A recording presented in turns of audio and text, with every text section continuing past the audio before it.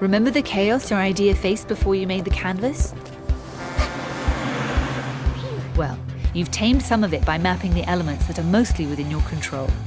But the world out there is full of threats, constraints, and opportunities beyond your control. They create the environment in which you'll design and build your business model, and in which your business will fight for survival every day. Just because you can't control these factors doesn't mean you can't and shouldn't account for them in your model. Doing so will help prepare your model for threats, ready it for changing legal constraints, and prime it to jump on innovations. Let's see how mapping the environment will affect the Boomer travel agency model. On the right, you'll map market forces, everything related to the customer segments you've selected. Ask yourself, which other segments are there? Which ones are the most lucrative? Looks like Beth's discovered a segment of boomers with a range of disposable wealth.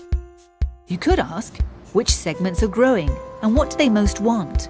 And why might your customers resist?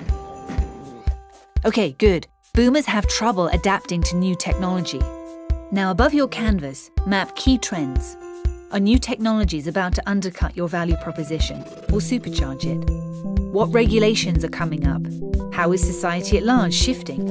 Right, Carl, rising medical costs could weigh heavily on your customers. Now to the left, map industry forces. Who are your main competitors?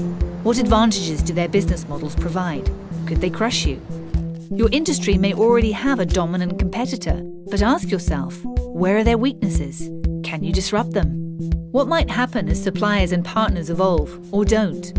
Better to know now that the travel field is crowded and volatile, right, Carl? Finally, below your canvas, map macroeconomic forces. How is the global economy doing? Markets may be in a state of rampant uncertainty.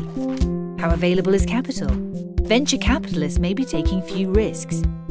How well is the infrastructure developed in the market you are doing business in? Sure, many boomers are experiencing a decline in living standards. Now you've mapped your environment, full of threats, opportunities, and constraints. What do? Use the map, of course, to make your business model more responsive. Looking at industry forces on the left side of your canvas, ask, does your model have a competitive edge today?